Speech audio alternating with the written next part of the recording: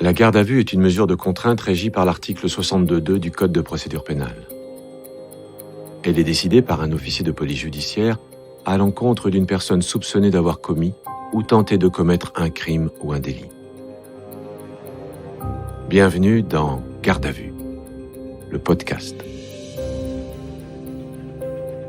Le 2 juillet 1997, en Normandie, John Griffin signale la disparition de sa fille de 23 ans, Elisabeth. 3 mois plus tard, Jean-Yves Morel, dont le numéro de téléphone a été trouvé dans le sac de la jeune femme, est convoqué à la gendarmerie de Notre-Dame de Gravenchon.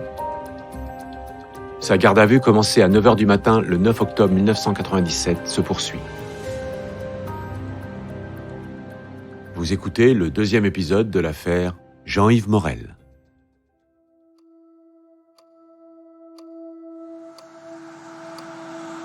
Après plus de 8 heures de garde à vue, les enquêteurs n'ont absolument pas avancé concernant la culpabilité de Morel.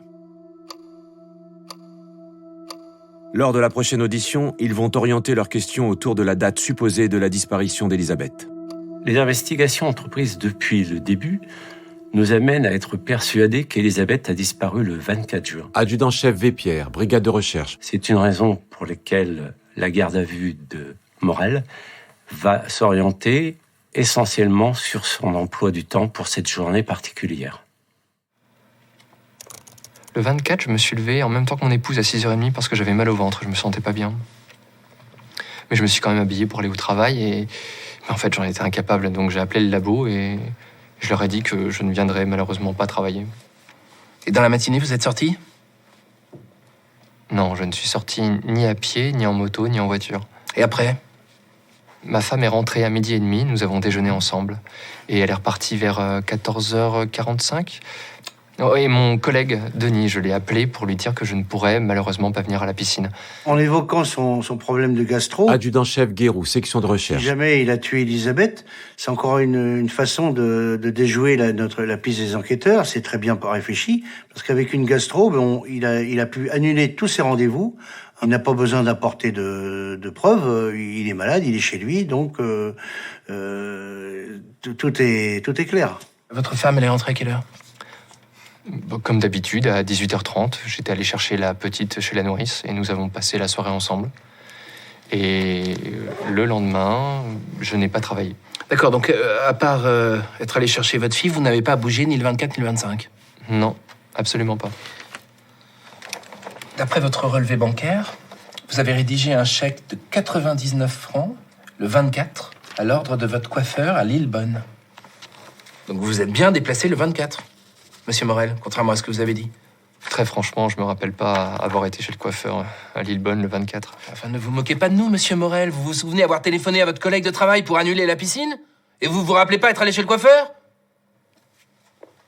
Il a changé sans cesse de version. On le voit, il réfléchit, il cogite, il regarde. Moi, je lui dis, monsieur Morel, réfléchissez pas trop longtemps. Dites-nous exactement votre emploi du temps. Vous nous donnez une nouvelle version à chaque fois, monsieur Morel.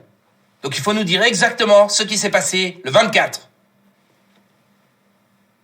On s'aperçoit que la personnalité de Morel Gendarme François, brigade de Déville-les-Rouen. ne permet pas d'agir comme ça, faut pas le brusquer. Le fait d'élever la voix le déconcertait.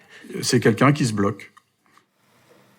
Vous savez, je pense que vous vous mélangez les pinceaux sur les dates et sur ce que vous avez fait parce que vous inventez tout ça, monsieur Morel. C'est ça ?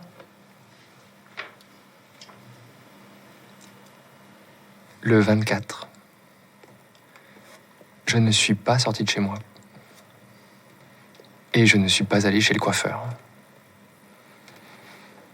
À ma connaissance, je n'ai appelé personne et je n'ai reçu aucun appel. C'est très étonnant qu'il ait tenu très longtemps en garde à vue sans craquer. Jean-Luc Viaud, expert psychiatre. Mais c'est le cas des grands innocents ou des grands criminels. Les grands criminels, en fonction de leur personnalité, peuvent en effet tenir très longtemps, tant qu'ils ont le contrôle. Pendant toute la nuit, lors des 4e et 5e auditions, les enquêteurs questionnent sans relâche le prévenu sur son emploi du temps du 24 juin. Malgré quelques incohérences, Morel maintient sa version.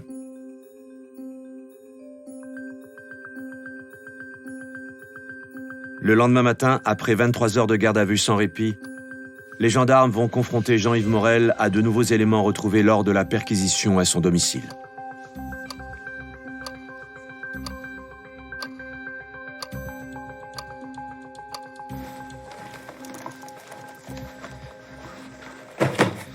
Pouvez-vous nous décrire ce qu'il y a dans ces cartons? Et si leur contenu vous appartient? Oui, c'est des cassettes porno. Et c'est à moi. Ces cassettes sont à moi. Vous savez combien il y en a? Non, j'ai pas compté. Il y en a 140. On a 3 cartons. Si vous le dites. Vous savez où on les a trouvés? Oh oui, je m'en doute, oui. Au cours de la perquisition menée au domicile de la famille Morel, Adjudant-chef Alanic, brigade de Notre-Dame de nous Gravenchou. découvrons au grenier une porte verrouillée. Et une fois que cette porte a été ouverte, nous avons découvert du matériel permettant de visionnage de films à caractère pornographique et de nombreuses revues pornographiques. Il est très rare que lorsque on exerce notre métier, lorsqu'on effectue des perquisitions, qu'on le retrouve, mis à part chez des scénaristes ou des gens de la profession du porno, de retrouver chez un particulier 140 cassettes porno. 140, ça fait quand même beaucoup. Donc c'est un collectionneur. C'est un collectionneur compulsif. Ça montre déjà que derrière le côté lisse et tranquille du monsieur tout-le-monde, il y a quelqu'un d'autre. Les compulsifs sont quand même des gens qui commettent des passages à l'acte. J'ai eu un ressenti qui s'est traduit physiquement, bizarrement. J'ai eu une émotion qui m'est montée des orteils jusqu'au plus haut de mes cheveux. Et j'ai eu le sentiment qu'on avait affaire à notre homme. C'était le type qu'on recherchait. Ça nous conforte dans l'idée que l'agression de ces 2 disparus est liée et d'ordre sexuel. Et les livres, les revues? Oui, c'est à moi. Les livres sont à moi. Il y a un souci avec les revues? Interrogée à ce sujet, Madame Morel nous apprend qu'elle ignorait l'existence de cette pièce. Elle n'a pas accès au grenier. C'est-à-dire qu'on comprendra progressivement que c'est une femme totalement soumise. Hugues Vigier, avocat de Nadine Morel. On va découvrir aussi à cette occasion qu'en fait, ils sont surendettés, qu'il y a des sommes d'argent considérables qui ont été dépensées, des dettes très importantes. On va découvrir en somme, d'abord que Nadine, à l'évidence, est une jeune femme qui est très franche, qui dit les choses simplement, qui ne cache rien, et puis que la personnalité de Jean-Yves Morel est infiniment plus compliquée. J'ai eu le temps d'y réfléchir tout à l'heure, et assez précisément, et j'en suis sûr maintenant. Les 2 jours de repos, 24 et 25 juin, en fait, je les ai posés la semaine d'avant. Il nous dévie tout de suite la conversation et nous revenons sur l'emploi du temps du 24. Il nous parle du 24 parce qu'il veut pas qu'on s'attarde sur les cassettes porno, vous voyez. Et il repart sur le 24 en nous redonnant encore d'autres éléments. On essaie un peu de le faire sortir de ses gonds. Monsieur Morel, vous n'allez pas revenir sans cesse sur ce que vous nous avez déjà déclaré, hein? Dites-nous précisément ce qui s'est passé avec Elisabeth Griffin. Voilà. Vous avez voulu la séduire, elle n'a pas voulu, et vous êtes mis en colère, c'est ça? Mais pas du tout. Pourquoi est-ce que vous dites ça? J'ai jamais eu un geste déplacé envers Elisabeth. Monsieur Morel, vous avez un penchant pour la chose, c'est évident. On a vu votre collection de vidéos, de revues pornographiques. Bon, alors expliquez-vous maintenant. Dites-nous la vérité. Ça va vous libérer, monsieur Morel. Dites la vérité, ça va vous libérer, parce que dans chaque personne, il y a le besoin de dire la vérité. Arrivé à un certain moment, ça libère les gens de dire la vérité que de se tordre l'esprit. Et on le voit hésitant, on se dit, tiens, il va avouer. Vous savez, Morel, je pense que vous n'échapperez pas aux assises. Et je suis sûr que vous allez être condamné à la peine maximale. Et si vous nous expliquez de façon carrée ce qui s'est passé, je ne dis pas que vous n'irez pas en prison, mais je pense que vous bénéficierez de la clémence du jury. Allez, monsieur Morel.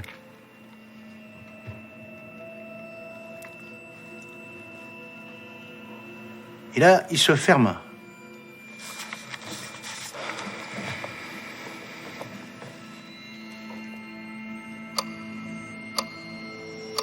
Après 24 heures de garde à vue sans résultat probant, une réflexion s'impose.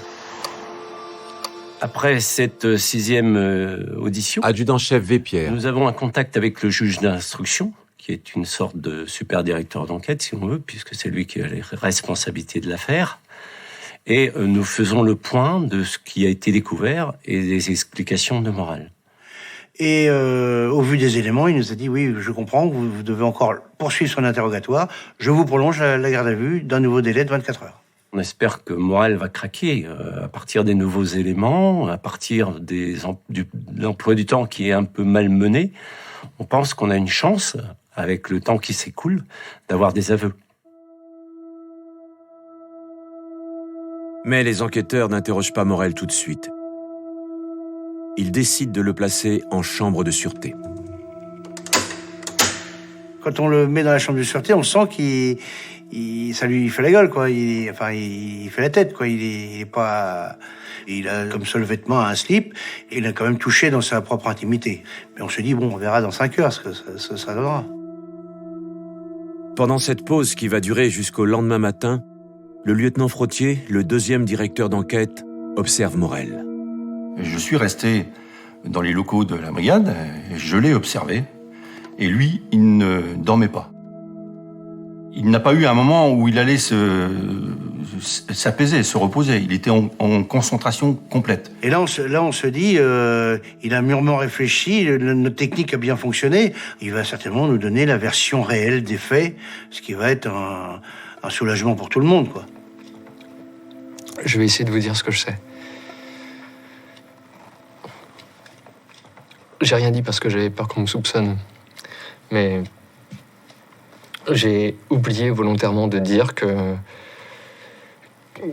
j'avais vu Elisabeth après le 16 juin. Vous l'avez vue où? Et quand? C'était le vendredi 27 juin à 16h. J'ai garé la voiture sur le parking de la mairie à Lillebonne. J'ai traversé la rue pour aller sur le petit trottoir de droite et là, mon attention a été attirée par 2 jeunes femmes qui se tenaient bras dessus, bras dessous, et mon regard a croisé l'une des 2 jeunes filles et j'ai reconnu Elisabeth. Et dès qu'Elisabeth m'a reconnu, elles ont fait demi-tour. C'est une blague, monsieur Morel? Elisabeth Griffin a disparu le 24 juin. Personne de son entourage ne l'a vue et n'a eu de ses nouvelles depuis ce jour-là. Et tout d'un coup, comme par magie, vous la voyez, le 27 juin, à Lillebonne? Il est vicieux, c'est le summum, quoi. Il est en train de nous trimballer sur une piste que l'on va pas pouvoir vérifier rapidement. C'est pas possible, c'est pas vrai, c'est encore un mensonge de plus. Et on a un temps de réflexion, on analyse un petit peu, et là on se rend compte qu'en fait on est dans l'impasse et que Morel a bien joué le coup. Une fois de plus, il ouvre une nouvelle fenêtre pour dire ben voilà, pendant que vous allez ronger cet os-là, moi je vais être tranquille, quoi. On est obligé donc d'aller vérifier à Lillebonne si Elisabeth n'a pas été vue après sa disparition. Comme ces vérifications vont durer plusieurs jours et qu'il ne leur reste que 12 heures pour auditionner Morel, les gendarmes décident de suspendre la garde à vue. C'est un choix stratégique. Lieutenant Frottier, section de recherche. On se dit, on veut garder du temps de garde à vue. Donc, en accord avec le magistrat, on lève la garde à vue à ce moment-là. Légalement, dans un même dossier, il est possible d'interrompre une garde à vue et de la reprendre des semaines, des mois, voire des années plus tard. Mais sa durée totale ne pourra excéder 48 heures.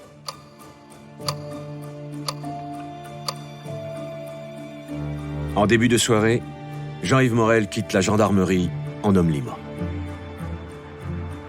On l'a vu remonter à bord de son 4x4, on aurait cru un gamin qui... Adjudant-chef Guérou, section de recherche. Il grimpait dans un jouet à la foire, sans main. Hein.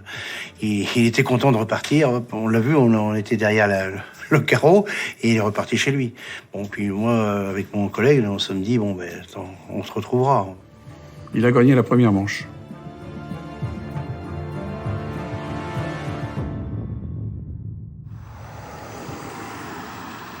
Les vérifications entreprises sur Lillebonne, bien sûr, ne confirment aucune présence d'Elisabeth après les faits. Sans surprise, on ne trouve aucune trace d'elle vivante après sa disparition.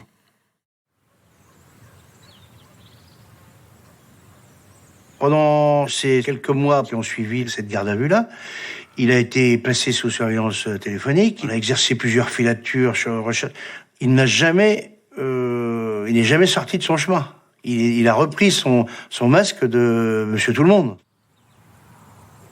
Au fil des enquêtes et au fil des investigations qui se sont multipliées, on a ressenti un sentiment d'hostilité Certains enquêteurs allaient dans le sens où cela devenait de la persécution et que Morel, après tout, n'avait peut-être rien fait et qu'on s'acharnait peut-être un peu trop sur lui et sa famille, quoi.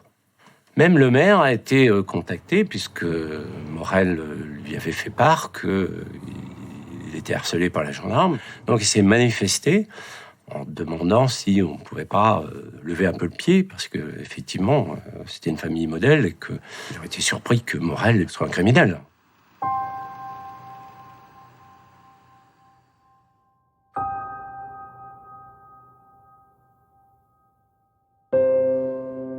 On ne s'est pas découragé parce que, au fil des auditions, Elisabeth faisait presque partie de la famille. Adjudant-chef Vépierre. C'était une fille qui était courageuse, pleine de vie, avec des projets, d'autant plus qu'on n'a jamais cru à sa disparition.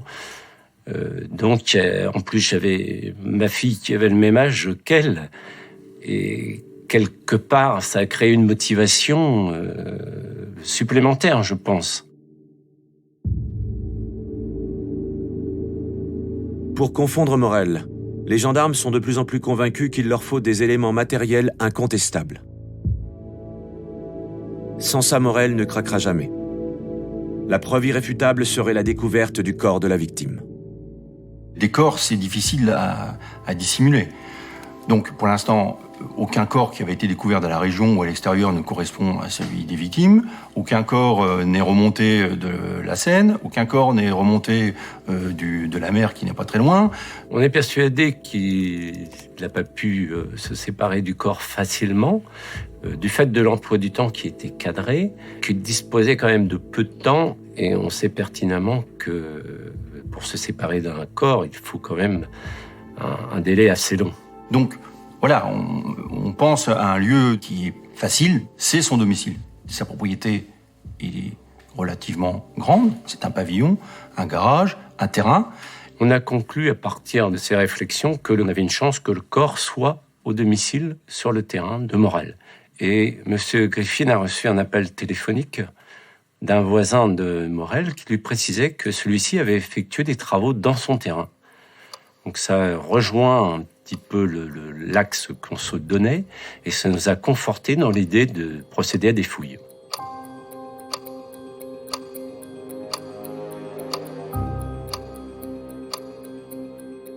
Vous venez d'écouter un épisode de Garde à vue. Retrouvez bientôt la suite. Et d'ici là, n'hésitez pas à vous abonner à ce podcast et à lui mettre plein d'étoiles.